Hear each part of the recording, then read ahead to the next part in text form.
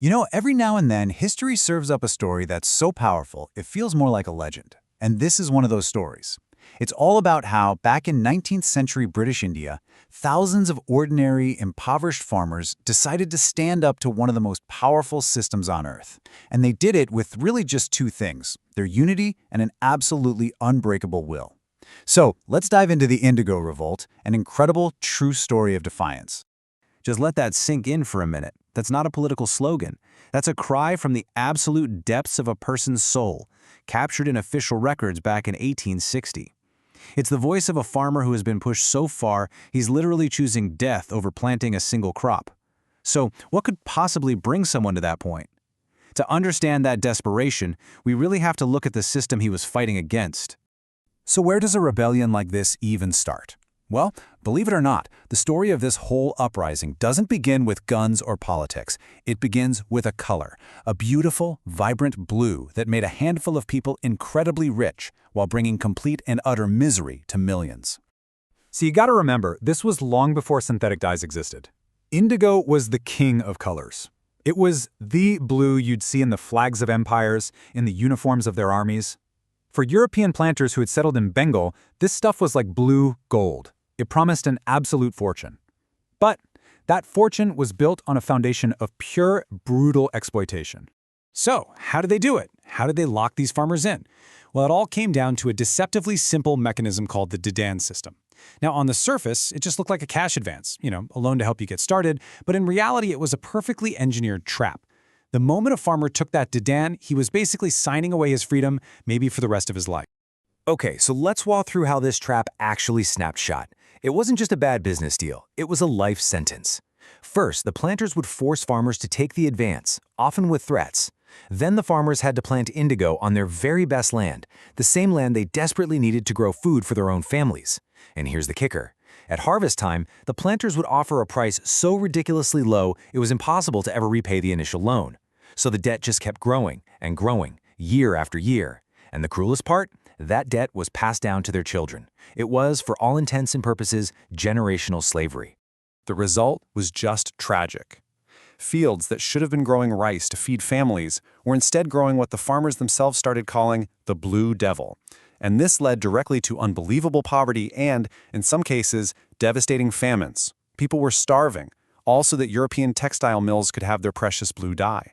This was the real human cost to that beautiful color.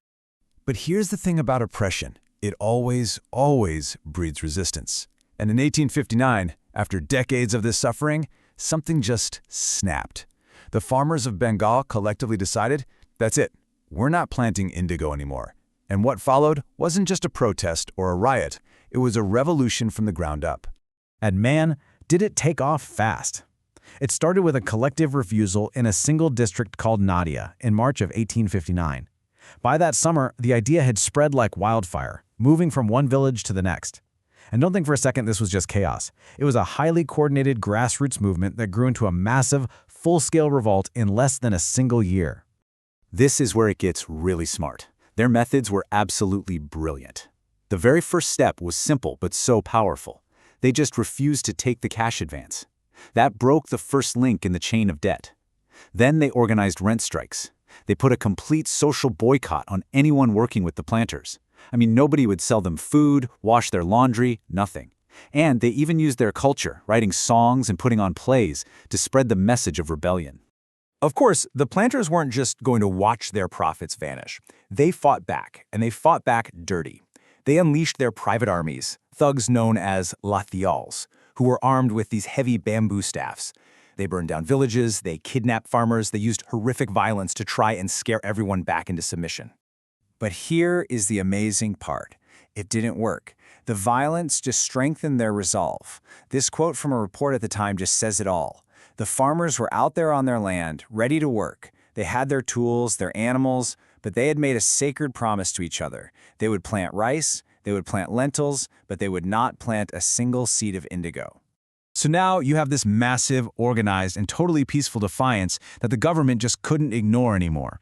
The entire indigo industry, which was a huge pillar of the colonial economy there, was grinding to a halt. The British administration was finally forced to do something. And this This was the turning point. In 1860, the government put together the Indigo Commission. Their official job was to investigate the whole system and figure out what was really going on. For the first time ever, the farmers were actually going to get a chance to tell their side of the story to the highest levels of power.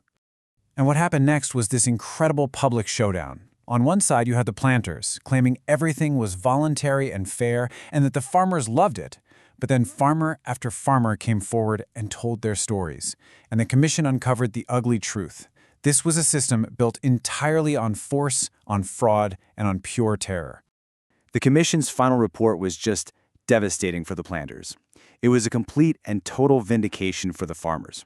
It officially stated that the whole system was fundamentally unjust and that it couldn't even exist without constant violence and oppression. It was an absolutely stunning moral victory. And this victory wasn't just on paper. Based on what the commission found, the government had to issue new rules protecting farmers from being forced to grow indigo. And without that force, the whole house of cards just collapsed. The indigo factories closed down, the planters packed up and left. Against all odds, the farmers had won. But the story doesn't end there. Not even close. Because this incredible victory did more than just end one oppressive industry. It planted the seeds for much bigger movements that would come later, and it really helped change the course of Indian history. A dedication like this from a book about the revolt is such a powerful reminder of the human cost of this victory. It honors the thousands of men and women, most of whose names are lost to history, who risked absolutely everything they had for a chance at freedom and dignity. So when you look back, the Indigo Revolt, or the Nil Bidroha as it's known, was really a masterclass in civil disobedience. It showed that people from different religions and castes, Hindus and Muslims, could unite for one common cause. It created a powerful blueprint for protest that would be studied and used again and again, most famously, years later, by Mahatma Gandhi. And it proved one huge thing, that even the most powerless people, when they stand together, can challenge an empire and win. And that really leaves us with one last question to think about. This story, from over 160 years ago, feels incredibly relevant, doesn't it? It's a story about economic justice. It's about human rights. It's about the incredible power of ordinary people who simply demand to be heard. And it really makes you wonder, where do we see the echoes of the Indigo Revolt in the struggles for justice that are happening all around the world today?